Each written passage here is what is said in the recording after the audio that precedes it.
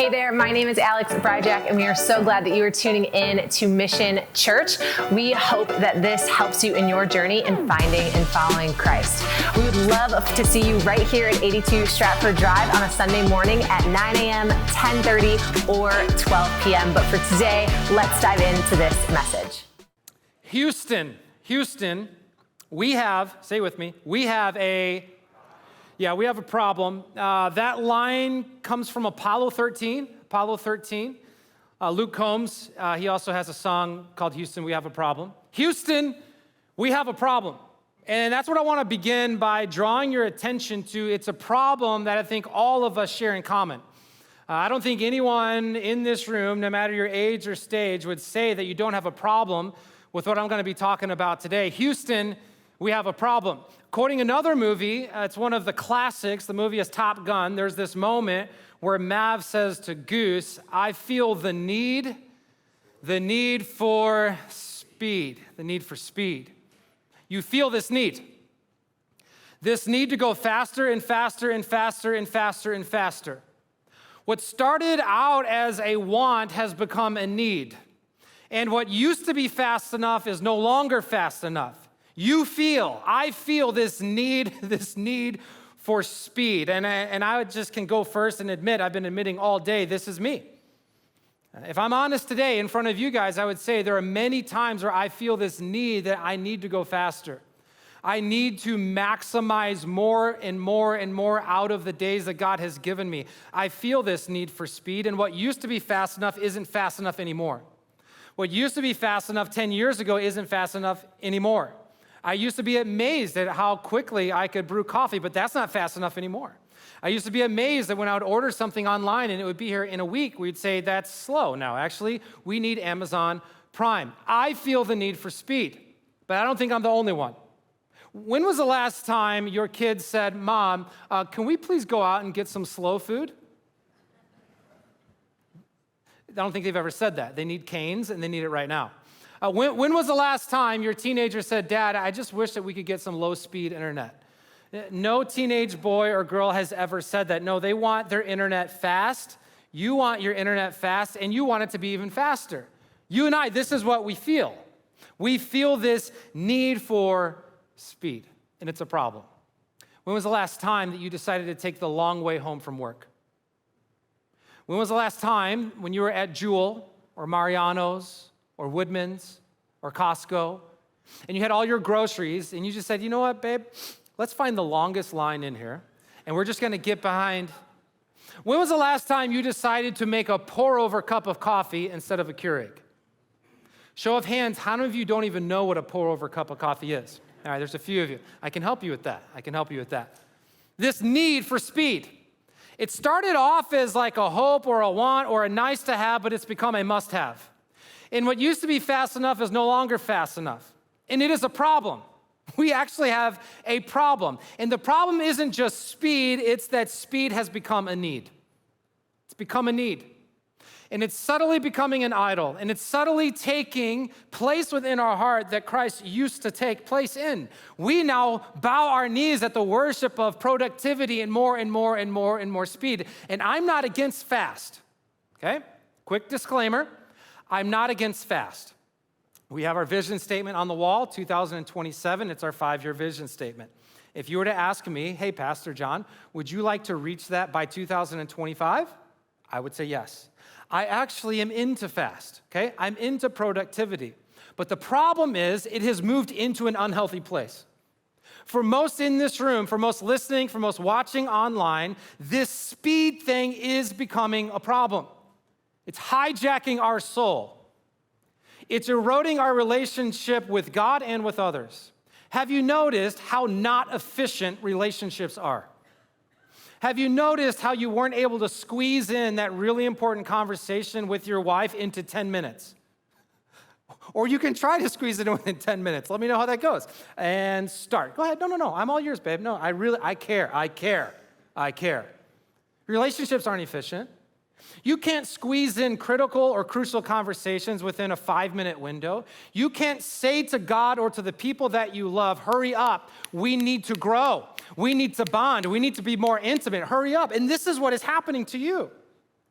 Your need for speed has become something very unhealthy. It's actually become something that's caused us to organize our life and live our life at the metronome of the culture around us. Instead of organizing our life, instead of living our life at the metronome of heaven, we now live our life at the metronome of this world. It's a problem. It's affecting your relationship with God. You're wondering why you don't hear him like you used to. You're wondering why you don't sense the level of peace that you've longed to sense or experience. There is a problem. This need for speed is affecting our soul. It's affecting our relationships. It's affecting our witness for Jesus in the workplace. It's affecting your witness for Jesus at school, on your teams. It will affect your relationship and your witness in college. When we are meant to be light in darkness, standing out, moving to the beat of a different drum, living our life to a different cadence. It doesn't mean we don't get fast. It doesn't mean we don't build things. It doesn't mean we don't lead and pioneer important projects in this world. No, we do. But we're not addicted to it. We're not bowing our knee to the idol of speed. Houston, there's a problem. And the good news is there is a solution that we're going to talk about today. This problem was uncovered or at least spoken about in a way that I've never forgotten about from Pastor John Ortberg. This problem of speed. Pastor John Ortberg, he's written many books. I've read all of them. Every book he's written, he's one of my favorite authors. And he recalls this story of this conversation between him and his mentor, Dallas Willard. It's a well-documented story. Maybe you've heard of it. But John Ortberg was leading a large church at that time, and he had this really important question. I would say a super important question for Dallas Willard. He asked Dallas, hey, what must I do to remain spiritually healthy? Great question. This was over a phone call, and he said on the other end of the line, Dallas just kind of went quiet. And he waited for a little while, and then this is how Dallas Willard responded. You must ruthlessly eliminate hurry from your life. Ortberg said, okay, I've written that down. What else? Dallas said, there is nothing else. Hurry is the great enemy of spiritual life in our day. I know not everyone in here wants to grow spiritually. Or maybe said another way, at the top of your list of desires right now, maybe wouldn't be spiritual growth, but I believe you're created in the image of God, and actually innate, deep down, there is a desire for this, whether you know it or not. And so maybe today you're not showing up saying, I want to grow spiritually. All right, maybe there's some other things that you're doing that for. But for those of us that do want to grow spiritually and are vocal about it, this is what he's saying. Hurry is the great enemy of spiritual life in our day. You must ruthlessly eliminate hurry from your life. There's a problem. The great 1980s philosopher once said it this way. Ferris Bueller. He said, life moves pretty fast. If you don't slow down every once in a while, you might just miss it. Life, according to Jesus, abundant life, is what he has extended to every single son or daughter of God. The question is, are you missing it? Are you missing it because of the speed at which you are choosing to live your life by? There is a problem, but I want to talk about the plan that we're laying out this summer. It's a 7-part plan, and what this 7-part plan is it's our teaching series that we're starting today. 7 spiritual practices that are going to help you connect with God in a deeper way. 7 spiritual practices, some would call them spiritual disciplines. I like that term as well. These are things that you and I practice. These are not things that we perfect. These are not just like a to-do list, your one and done kind of thing. No, these are things we practice over and over and over again. If you want to grow spiritually, if you want to keep your heart soft to God, if you want to remain faithful to the assignment God has called you to, whatever that might be, we need to practice. Specifically, we need to practice these 7 things. Today is the first part of this plan. The practice we're going to be talking about today is the practice of slowing. If you're taking notes, write this down. This is the first of 7. It's the practice of slowing. Say this with me. The practice of slowing. It's going to get quiet in here is my prediction because this is uncomfortable. Not because we don't like what I'm going to be teaching about, but because so many of us don't live what I'm teaching about. And so here from the start, there's zero condemnation from this direction coming that way. I am a fellow traveler, a fellow student, a fellow practitioner along with you. I've got miles to go on this. But I want to talk to you about practicing this really important practice of slowing. There is a problem, this need, and what's become this need for speed, and there is yet a plan on what you and I can do about it. It's practicing the practice of slowing. I want to teach this to you by using the word slow as an acronym, so 4 parts to it. This will be very equippy today. I'm going to coach you up on how you can practice slowing. Slowing is done in many different ways, but 4 specifically, and so we're going to use slow as an acronym, starting with the letter S. How do you and I practice over and over again, week by week, this practice of slowing? Here's how. This is where it begins. You and I, we stop and sit. To that, you're like, well, that's pretty, elementary. Well, then why don't you do it? Why don't we, on a regular basis, stop and sit to connect with God Almighty? In his book, Soul Keeping, this story was recorded. He writes about an American traveler on an African safari. A typical type A American wanted to see as much as possible in the time he had on the continent of Africa.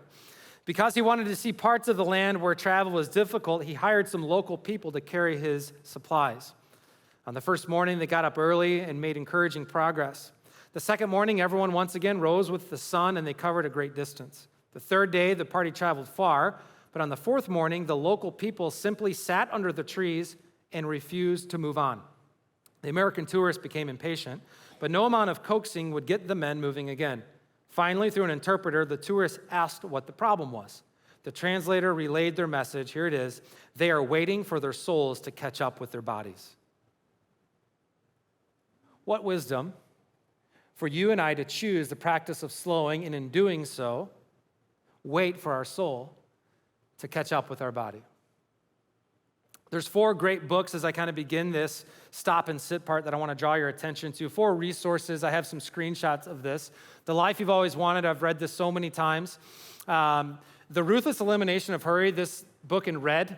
I've given out and recommended it to a lot of people. It's, I think, 3 years old. John Mark Comer, one of my favorite authors these days. He wrote that book. Read that book. It'll mess you up in all the best ways. Soul Keeping, I usually read that every July. And then God Walk, I just read this past week, learned some new stuff that I'll share about here in a few minutes. I got probably 15 books I could tell you about on what we're talking about today because I need more help than most people. I'm a pretty driven guy. I got a lot going on. I move at a pretty fast pace. And so I counter that with reading as much as I can from books like this. Stop and sit. This is how we practice slowing. Listen to God's word from Jeremiah 6, verse 16. This is one of my favorite verses, not because I do it perfectly, but because I need to hear it over and over again. God's word says, stop at the crossroads and look around. Stop at the crossroads and look around. Ask for the old godly way and walk in it. Travel its path, and you will find rest for your souls. Maybe it's because I'm a throwback, but man, there's just something about that verse that speaks so deeply to me. Ask for the old godly way and walk in it. How about Psalm 46, verse 10? Be still and know that I am God. Chances are very good you're better at being still than I am. Imagine being my parent when I was a young kid. It wasn't easy. It's hard for me to sit still.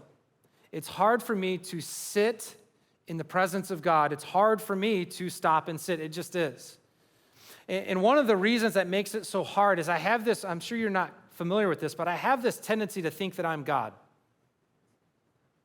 I'm the only one. Okay, this is good. Meaning, I'm the one that's going to fix that thing. I'm the one that's going to fix that person's problem. I'm the one that's going to fix their marriage that's falling apart. I'm the one that's going to save that person. I'm the one that's going to just rally this family and do, I'm the one. Now, of course, I never say out loud, I'm God. No, I don't do that. Of course not. But practically speaking, it's hard for me to sit. It's hard for me to live out Psalm 46:10, to be still and know when I think I'm God. But isn't it amazing how we're able to sit in the presence of God when we sit still and know that He is God? Start your time in that chair by saying, there is a God and I am not Him. God, you are enthroned. God, you are in control. God, you are sovereign over all things, even this thing. God, as I choose in faith to spend the first part of my day with you instead of on Instagram or cleaning out my inbox or replying to that thing, God, no, I trust that you are sovereign and able to run the universe. This is what we're doing. We're going to stop and sit. I love the Jesus Calling devotional. It's one we've given out to so many people over the years, my wife and I. April 22nd's devotional said, I died to set you free, and that includes freedom from compulsive planning. When your mind spins with a multitude of thoughts, you cannot hear my voice. A mind preoccupied with planning pays homage to the idol of control. Turn from this idolatry back to me, listen to me, and live abundantly. Stop and sit. This past week, some of the men from our church were up at Camp Paradise in the UP of Michigan, and all throughout the 1,000+ acres are Adirondack chairs that have been made over the years, and you get an hour every day of what we call chair time. We have a picture. Nate Parker on our staff was there this week. He took this picture. They're on the Toquamanon River, this chair outlooking this river. What a picture that is. Your chair might be in a window overlooking traffic. It might be huddled up in the corner of the basement. It might be in your dorm room for this coming. It might not be fancy. It might not even be padded. It might need to be reupholstered. You might just be sitting on the floor. But what would it look like for you to pick a place to say, that is God, that is where I'm going to meet God on the daily. I will stop because he is God. I will sit because he deserves my attention, because I want to hear from him. Chair time. Where will you be tomorrow morning? I know exactly where I will be. Be right there next to my wife. We got 2 little chairs that we love that are very comfortable, drinking our very good coffee. That's where I'm at, because that's where I need to be. Stop and sit. L, you're going to really like this one. This is when it's going to get even more quiet, and it's already quiet. L is limit your technology. Okay, come on. I thought some parents of high schoolers were about to amen me there for a little bit. Maybe even standing ovation. Yes, limit your technology. High schoolers, hang with me. All right, don't throw anything. Gino, you're with me? You guys are good? I want you to really, high schoolers, I want you to really consider what I'm about to say, okay? Like the next 5 minutes. I just want you to consider it. This is really important, and it's something I've been learning a lot about. I'm in no way, shape, or form an expert on this, but it's something I've spent a lot of time thinking about. John Ortberg writes it this way: for many of us, the great danger is not that we will renounce our faith, it is that we will become so distracted and rushed and preoccupied that we will settle for a mediocre version of it. We will just skim our lives instead of actually living them. This is really important to think about. The average iPhone user touches his or her iPhone 2,617 times a day. Now, to the younger generation, who I love and I believe in, I actually believe some of God's best and greatest work is going to come through you guys. I really believe that. They say that your data is actually double or triple what I just read. It actually makes sense. This is how you were raised. I actually remember a time where there weren't cell phones, okay? You were raised in this age, and so it makes sense that you would be even more addicted to cell phones. And I think addiction is the appropriate word. I think if we're not careful, this is what you and I end up doing, is living distracted lives. Silicon Valley, not Jesus, becomes our rabbi that we follow. We become more consumed and more alert to the notifications on our watch or iPhone instead of the notifications of the Spirit of God. And at the end of the day, I think we stand back and we look at, man, what did I just give my attention to? Did I seriously just give all my attention to more hearts, to more likes, which really what that is dopamine drips that cause us to be addicts, or at least codependent to devices? We really need to think about this. The Social Dilemma is a great documentary I'd recommend that you watch. It's been said this way: the greatest threat to faith today is not hedonism, but distraction. Distraction. This is why there is an economy of attention right now. In Silicon Valley, this really is the market. What they are after is your attention. What they are after is your attention. Now, I'm guessing some of us are on Instagram in this room. Did anyone pay for their Instagram? The answer is no, because it's free. Have you ever thought, I wonder why that's free? The answer that is free is because you are not the customer. Your attention is the product. Think about that. Instagram users, and I got to be careful with my Instagram use. I am not the customer of Instagram. Add in Snapchat for those of you snappers. Snapping away. Your attention is what they're selling. How does that make you feel? Your attention is what they're selling. So therefore, all of the ways that they make these apps are designed in such a way to take full advantage of your attention. Now, maybe that doesn't bother you, or maybe that's at least causing us to take a step back and actually think about how we need to limit technology. There are ways that technology is used that can really help our hearts connect with Jesus and advance the kingdom. I'm not against technology completely, but we need to be sober-minded about this. We need to understand. It's important that you and I understand it's our attention that they are selling. Speaking of attention, get this. John Mark Comer, he writes this, in 2000, before the digital revolution, our attention span was 12 seconds. So 2000, the year 2000, most of you weren't born. We were. Before 2000, the attention span, okay, the attention span was 12 seconds. Now it has dropped down to 8 seconds. This is why I preach in a certain way to try to keep your attention and have you repeat things and raise your hand and do all kinds of these things. I do that for a reason, because I know what your attention span is. Like, according to data, 8 seconds. Now, if you're like, well, that's pretty good. The goldfish, like a goldfish is 9 seconds. All right, high schoolers, did you guys hear that? 9 seconds. A goldfish attention span is 9 seconds, ours is 8 seconds. This is what's happening to us. So how are you and I able to deeply connect with the deep things of God when every 8 seconds we're like, squirrel? How are you able to hear from God who is speaking actual identity over your life, that you are a son or daughter of God? How are you actually able to hear from God, speak actual identity over you, that you're not just a human doing, but you're a human being, dearly loved by God, when we live distracted lives like this due to the technology that we allow ourselves to be distracted by? Again, not totally against technology. It has its place, but we need to put it in its place. Would you please start parenting your iPhone? Stop taking it into your room. It's one of the single worst things you can do for your life. I stopped that over like 3 years ago. Get an old-fashioned alarm clock. Do whatever you have to do. I talk to my high school guys about this all the time. Some of them are starting to do that. This is an important thing, that you would start your day with a soft heart to God, not a distracted mind. That we would give the one who created us and saved us our full attention. And I'm telling you, it's worth it. This is how we hear the voice of God.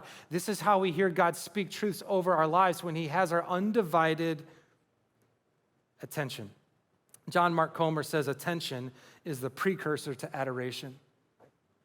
Man, is that well said. Are you beholding the Son of God who is Jesus Christ? Or are you living a distracted life? I love Psalm 16, verse 8. I have always set the Lord before me. I wrote that early this morning on this little tablet we keep in our kitchen, this thing, I dry erase thing to keep truth in front of my kids and my family. And that's what I wrote, that verse. I love that verse. I have always set the Lord before me. May it be the Lord and not your iPhone or Android. Stop and sit, limit your technology. Observe the Sabbath. Observe the Sabbath. Let me read a couple passages. I don't have slides for these, but let me read this. Genesis 2, verse 3, and God blessed the seventh day and declared it holy, because it was the day when he rested from all his work of creation. Deuteronomy 5, verse 12, God is saying to us, observe the Sabbath day by keeping it holy, as the Lord your God has commanded you. 6 days you shall work or labor, but the seventh is a Sabbath to the Lord your God. On it you shall not do any work. Now, this begs the question, do we still got to do that? Anyone thinking that besides me? Like, that's Old Testament, brah. Like, that's Old Covenant. We don't got to do Old Covenant. All right, Colin's thinking that too. I think that's a fair question. I think that's an important question. I'm really into the covenant of grace. Anybody else into the new covenant? I'm really into it. If you don't know what I'm talking about, you should look into it. Things are a little bit better since Christ has come and given his life for your redemption. All right, let me just tell you, a lot better than they had it. So I'm really into this. The Bible Project helped me with this. writing it this way. I do have a slide for this. The Bible Project, awesome organization. They say, as followers of Jesus, God does not expect us to live by Israel's laws. However, the wisdom of these laws remains. Right? To the person that's like, thou shalt not murder, whatever, man. It's 2023. Like, no one says that. Adultery? Psh, Old Testament. No, I think we'd say, no, there's wisdom in these laws. That remains. And the law of the Sabbath is rich with significance for us today. Check this out. Sabbath is not a commandment. So don't email me about this. It's not a commandment. I'm not saying it is. It's not a commandment. It's not a commandment we're bound to. It's a promise we're invited to enjoy. When's the last time you said, all right, I'm going to practice slowing by observing a Sabbath each week? Now, before you freak out and panic, you're like, dude, I don't even have time to go to the bathroom without the kids interrupting me. Hold on a second, all right? Before you decide you're going to give a whole day to God, 24 hours, which I would say that is the ideal, why don't you start where you're at? How about an hour? How about 2 hours? How about this week, get some space and look at your planner, look at your calendar and say, okay, on Saturday, that 2-hour window is 100% about me taking a Sabbath. Not because God needs it, but he created it for you and I. That we would actually observe it. We'd say this is actually going to be an important thing. Start with 2 hours. Start with an hour. Move it up to a half day. If some of you have been doing really well with that and momentum, move it to a full day. Start it Saturday night. Start it with a fun dinner of some kind. Invite friends that actually fill up your soul. Read things that actually nurture your heart with God. Cook a fun meal. Put a whole bunch of joy and excitement into this thing. Add in worship like this to it, because that is part of the Sabbath, to worship with the people of God. I think you'd be amazed at what this will do. In no way, shape, or form am I advanced in Sabbathing. This has been something that I have had training wheels with, and it's something I'm continuing to work on over this next year to gain some momentum in. It's so important that you and I live to this rhythm. Those of you that are totally at a soul level, worn out and depleted and tired, is it because you are living your life at the cadence of our culture and not the cadence of the kingdom of God? God actually created this world to a certain cadence, to a certain metronome. 7 days, 6 on, 1 off. 6 on, 1 off. This 6 to 1 really builds the beat. It builds the rhythm that we were actually meant to live our lives by. Old Testament or New Testament, this is just how it is. It's like gravity. And when you and I live like this, according to this cadence, we're amazed at the kind of joy and margin we begin to experience. We hear God more. We serve others deeper. We connect in ways that we've been longing for. It's interesting, in the 1970s, France, who speak French, they decided to change things up from a 7-day week to a 10-day work week. I don't know if you knew this in history. They wanted to have more productivity, maybe to try to get an edge.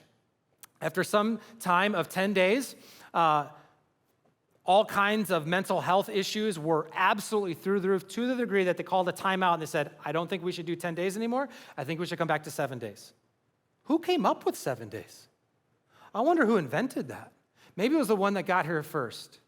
Maybe it's the one who got here first that set into motion a certain beat, a certain rhythm, a certain cadence, a metronome that this world is meant to live by. And when we do, we experience what our soul has been craving for. Observe the Sabbath. Try it consistently. We'll see what happens. Stop and sit. Limit your technology. Observe the Sabbath. Let me finish with this. Walk with Jesus. Walk with Jesus. Walking with Jesus, this is a big part of my life. And I mean that figuratively and literally. Let me explain both. Some of Jesus' most famous words speak to this. Matthew 11, Jesus says, come to me, all who are weary and burdened, and I'll give you rest. Hear me on this. Don't check out. Stay with me. I got just 3 more minutes. If you are weary and burdened, and many of you are or will be, Jesus, he does not stand at a distance and criticize you. He does not stand at a distance and condemn you. No. Jesus says, come here. Come. The John Peacock translation, get in here. Come here, man. Get in here. This is how he talks to me. He says, come to me if you're worn out, on empty. Come to me and I'll give you a real rest. Jesus says, take my yoke upon you and learn from me, for I am gentle and humble in heart, and you will find rest for your souls. That's what we're actually looking for the most. He says, for my yoke is easy and my burden is light. Yoke. Everyone say yoke. And just so that you're not thinking about eggs, let me explain this real quick. Yoke, this is actually something that they understood in their context. It's something that was put on a pair of oxen. Everyone say oxen. Oxen, and so this is how it would work. You would yoke, that's a yoke. You would yoke a younger, weaker ox together with an older, stronger ox with one of those pieces of equipment, farming equipment. And so that younger, weaker, yoked together with the older, stronger, they would actually move together, plowing the field step for step, stride for stride. The younger would learn from the older. The younger would borrow the strength of the older. And Jesus is saying, that's exactly what I'm inviting you into. I'm the stronger one. Come to me. Be yoked. John 15 would say, abide. It's all there. It's all the same thing. Walk with me. Keep in step with me. The Apostle Paul writes, keep in step with the Spirit. This is what it's all about. That we would walk with Jesus at his pace. And there's sometimes he will walk fast, and there's a lot of times he will walk slow.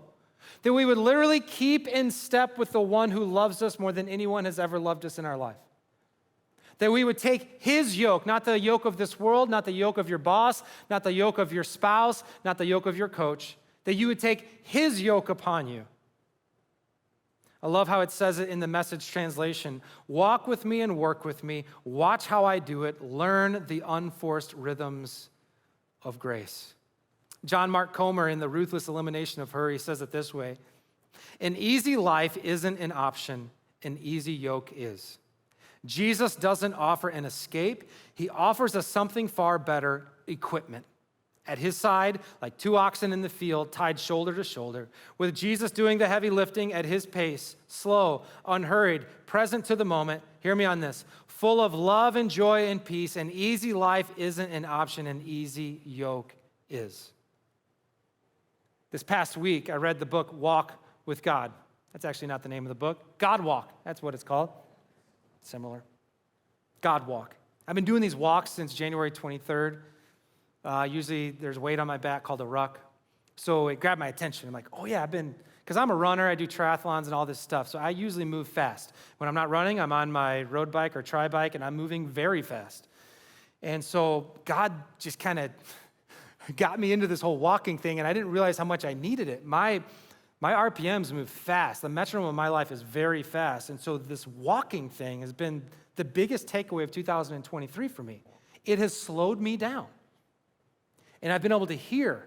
I've heard from God more in the past few months than any other time I can remember. I'm just hearing him. I believe it's because I'm slowing down. I'm walking with him every day. God Walk. In the book, God Walk, the author, he's a really good writer, pastor. He talks about this term, Godspeed. Godspeed, young man. Have you guys ever heard this phrase that no one uses anymore? Godspeed. And it's like, what does Godspeed mean? He talks about this theologian from Japan in 1979 that wrote this book, talking about how the speed of God is 3 miles an hour. How we have a 3-mile-per-hour God. And that grabbed my attention. And he said, God's speed is 3 miles an hour because that is the literal speed of two people walking and talking together. And that makes sense. When we open the pages of Scripture before sin came into the equation, what do we find Adam and Eve doing with God? Answer, walking in the cool of the day at 3 miles an hour. This is what God longs for you to experience. And I mean this figuratively, meaning being yoked to him spiritually. And I mean it literally. Physically walking. Getting away from your computer. Putting your phone away. Taking out the AirPods or the whatevers. And walking with our God, who walks slower typically than we want him to walk. And we keep in step with him, and we hear from him, and we process grief with him. We hold big questions before him. We worship him. We walk and we cry. I walk and I laugh. I walk and am in awe of his creation. I see things and I notice things that people in cars flying past may never see or notice. I'm like, man, God, you made that. It's amazing. What if you were to walk with God every day? Slow. This is so important for us in 2023 because we have subtly drifted into what has become a need for speed. And yet the need for speed last year isn't enough for this year, and it won't be enough for next year. And so maybe, just maybe, we were to say, you know what, I'm done living my life by the metronome of this world. I'm going to live my life by the metronome of God. Slow. And it doesn't mean we won't go fast at times, because we will. But we're going to learn how to go fast and slow. We're going to stop and sit. We're going to limit technology. We're going to observe the Sabbath. We're going to walk with Jesus. If our prayer team would come forward right now to get in position. Something I created over the past few months. I'm pretty excited about it. It's called Stay Ready. It's I don't really even know how to describe it. It's a journal, you could say. I bring this up because a number of you have asked me about it. I haven't done like a huge release for it. It's been more of just on my socials. Plan to order a bunch more this fall. But in that are 5 habits that you live by every day. One of those is a wonder walk, what I'm talking about. No snooze, no booze. By the way, those other 2, you're like, I wouldn't do that. All right. Walk, you work out, wisdom, you're in the Word every day. But man, it's just been amazing as I've been practicing what I'm encouraging you guys to practice. Let's practice. It's not about perfection. The pressure's off. God can't love you any more than he already does. And he's not going to love you any less. Why don't we practice to connect with him? Why don't we practice to experience more of his presence this summer? Why don't we practice, no matter your age or stage, high schoolers, you don't have to wait to grow up before you can take serious the things of God. At a young age, you can have tremendous connection with God. My prayer is that you would. If you guys would stand now, let me close this in prayer. God, thank you for your word. Thank you for these ancient spiritual practices, the old ancient godly way that we can walk in, things that we can practice every day, each week. God, I pray that we hear from you this invitation to come to you, to be yoked, to keep in step. What great news that you'll do the heavy lifting. God, I pray that we would be that church, that we would be those people that practice these things, that we would practice going slow. We're going to go fast because we live in this world, but may we also develop the skill of going slow. And may that bring into our actual lives such depth, richness of relationship, connection with you, God, a witness that would shine bright to a watching world. Thank you, Jesus, for your patience with me and for us. We're excited to get started. We're excited to keep practicing. We love you. And all God's people agreed and said, amen. We'll see you guys in 2 weeks. We are Mission. Well, hey there, thank you so much for checking out Mission Church. We are praying that this message helps you in your journey to find and follow Christ. As always, make sure to subscribe so you can see our upcoming messages. And until next time, we are Mission.